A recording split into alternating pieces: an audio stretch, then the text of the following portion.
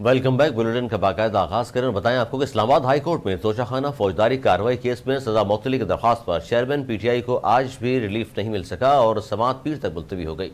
High court में तोशाखाना फौजदारी कार्रवाई केस की समाअत हुई तो इलेक्शन कमीशन के वकील अमजद परवेज तबीयत नासाजी के बायस आज पेश नहीं हुए और माविन वकील ने इल्तवा मांग लिया। माविन वकील ने कहा कि आज अमजद परवेज दस्तयाब नहीं, उनकी तबीयत ठीक नहीं है, उन्हें 2 दिन का आराम तजवीज़ किया गया है। चीफ जस्टिस आमिर फारूक ने कहा कि इस जमानत का मामला था, कौन सा दलाइल पर ज़्यादा वक्त लगना था। लतीफ़ खोसा ने कहा 20 दिन से एक शख्स अंदर है, माविन वकील का भी वकालतनामा मौजूद है, वो दलाइल दे सकता है। आपका जूनियर जज जेल भेज रहा है, ये पेश नहीं हो रहे तो क्या आप सज़ा मुअत्तल नहीं कर सकते। चीफ जस्टिस आमिर फारूक ने कहा आज हम इस केस के लिए बैठे हैं, हम भी वो काम कर सकते हैं जो ट्रायल कोर्ट ने किया है, हमने सिस्टम को चलाना है, जो ट्रायल कोर्ट ने किया वो एडमिनिस्ट्रेटिव साइड पर देखें, हम पीर को रख रहे हैं। लतीफ़ खोसा रोस्टम से एहतजाजन चले गए और कहा फिर हम नहीं आएंगे।